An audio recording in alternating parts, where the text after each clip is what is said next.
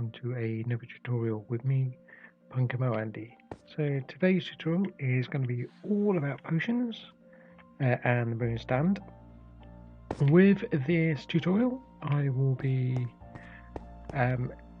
doing a separate video for each potion, just so when you're looking through my videos, if you want a particular potion, to remember how to do it and what the effects are of it, and pluses, maybe minuses with each potion, then it'll be easier for you to find.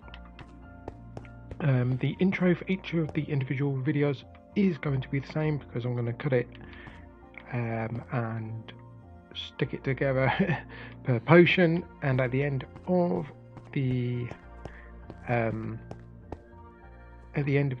this mini series of tutorials about the potions, there will be a full length one with every single potion on.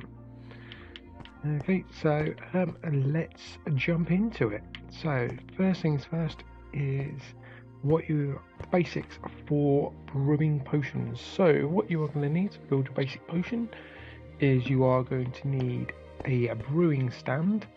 Now there are one of two ways to get a brewing stand. That is, you can find it within the world and actually generated with villagers that have clerics in.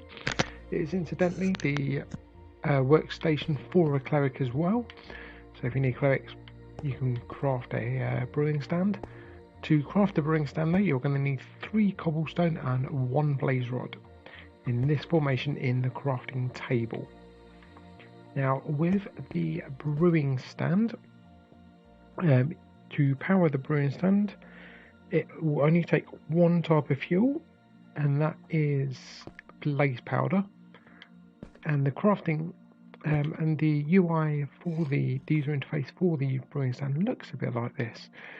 Your blaze powder would go in there, which is the fuel. When you do put one in, I'll just show you, if I do put this one in, it will charge up and go down over time. I can never remember how many uses it has, but it will go down over time, and you can stack up to 64 in there, and it will just take one at a time. Next thing you're going to need is water bottles.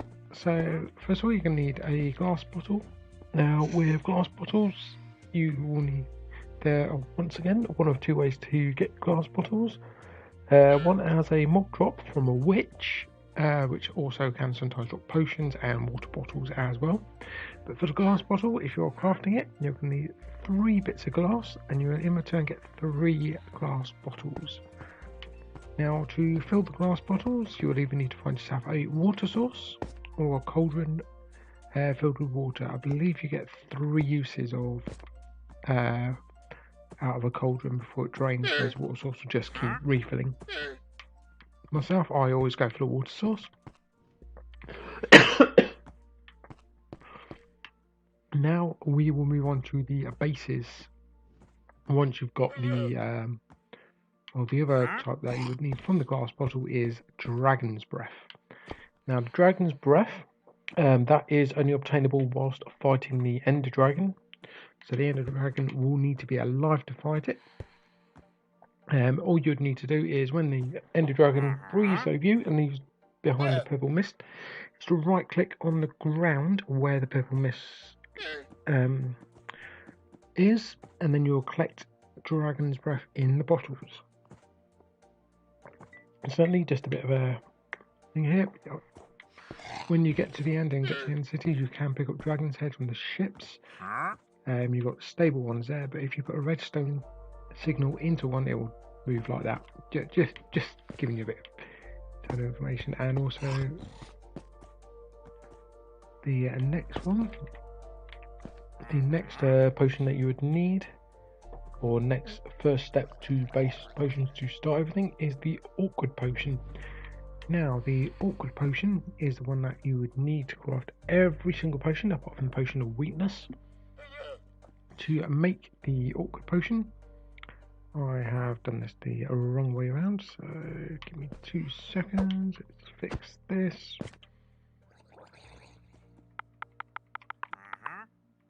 Let's grab some water bottle, because I have on the rest of them shown how to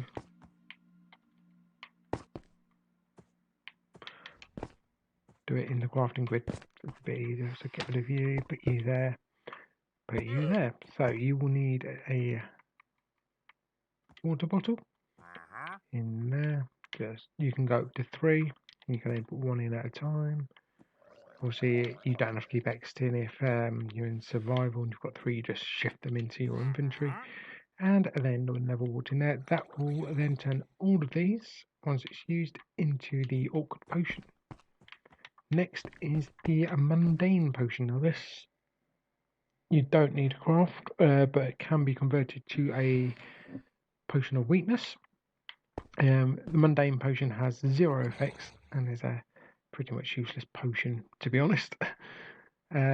All of these items will convert a water bottle into a mundane potion. So you've got spider eye, ghast tear, rabbit's foot, sugar, glistening melon, blaze powder, magma cream, and redstone. Incidentally, these ingredients with a awkward potion actually make the potions. The next thing I'm going to talk about is the undead mobs. The reason I'm going to talk about these before we move on to the potions is because in each video I will be not in each video, but in some of the videos I will be talking about the undead mobs because they have the reverse effect on some of the potions. So what could harm you will kill a undead mob, but what harms you will also heal an undead mob, as per se. So the undead mobs are as follows. So you've got the drowned, the stray, the husk, the phantom, the skeleton horse, the wither skeleton, the wither. Didn't make that up, but that is the block placement for the wither. So soul sand, another soul sand on top, and then 1 either side, and then across the top of the soul sand you would put these wither skeleton skulls, and you would spawn in the wither. The zoglin, the zombie horse, which I've never seen spawn in survival, and I don't believe it naturally spawns. It might do, I've just never seen it in survival. The zombie villager, and the zombified piglin, or some of the regulars, and I still occasionally call it a zombie pigman. And last but not least, before I move on to the potions, there's just 2 extra bits I will need to talk about. So you've got the different tipped arrows. This one happens to be the arrow of fire resistance. To craft these, you would need your chosen potion surrounded by 8 arrows, and you'll get 8 of the arrows tipped with the potion effects. So what would happen is if you were to shoot that arrow, the selected target will become temporarily so this one's 22 seconds, but will become temporarily affected by the potion, as though they have taken the potion. And last but not least is the fermented spider eye, which is crafted to reverse the effect of some potions. You will need a crafting grid, although I do think you can actually do this on yourself. Let's have a look. Can you do it without the crafting grid? Don't believe you need a crafting table, you can just do it on yourself. Let's have a look, because it is only a 3 and only uses 2x2 area. Yeah, so you can craft it on yourself. And like I say, that will also reverse the effect of some potions.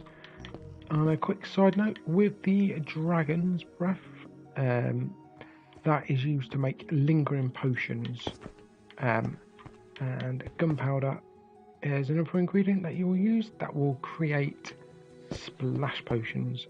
And the third ingredient that you can add to a brewing stand is redstone to increase the third ingredient is redstone, which increases the length of a potion, and you also have glowstone, which increases the level of the potion. So in some potions you'll have a higher level, as you would have the length. So I'm going to jump on gonna do a quick ending here and then talk about each individual potion in each video, and then you'll get to the end. And this time around we are going to be talking about the potion of strength. Now this is a bit of a confusing potion because hang on, what we've done, I have actually forgotten. So you would need your blaze powder for the fuel. You will also need a potion of awkwardness. Awkward potion. What am I doing? It's an awkward potion, and this will create into a potion of strength. Now, if you are shift clicking blaze powder, it will always go into the fuel slot, so you actually need to manually place it in there to get a potion of strength. Now, the potion of strength is different for both Java and Bedrock. So I will try and explain it the best I can. So the level 1 variant of this particular potion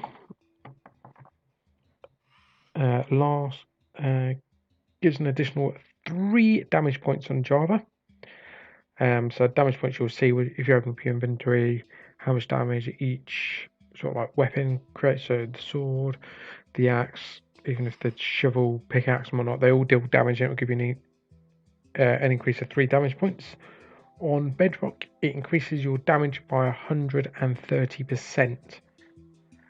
And this will last for 3 minutes on the on the standard version. It can be extended to 8 minutes with the use of redstone. Remember to keep your potions in the brewing stand, don't take them out, and just add redstone where you see the blaze powder right now. The level 2 variant, which requires glowstone, which I haven't added there. The level 2 variant will do extra 3 damage points for each weapon tier on Java, and an increase of 260% increase with an additional 130% for each level on Bedrock after that. And the level 2 will last for 1 minute 30. There is splash and lingering variants of the potion. The splash potion, you need to use the strength potion, leaving it in the brewing stand, and just place gunpowder there. And for the lingering version, leave the strength potion in there and also place the dragon's breath there for the lingering variant. And with this as well, for the undead mobs with the strength, I believe it will give the potion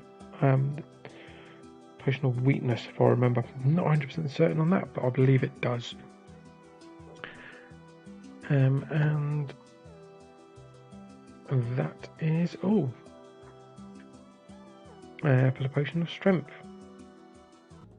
Okay, well, thanks for watching the video, and I hope you subscribe and enjoying this content. Don't forget to like, share and subscribe, and don't forget to check out my other tutorials, my Let's Play and my Twitch channel, which is twitch.tv/punkamoandy, where I will be streaming every Monday at 8 PM UK time. I will be streaming Minecraft, and then occasionally during the week I'll either do extra Minecraft live streams and occasionally some retro games. Thanks for watching, and goodbye.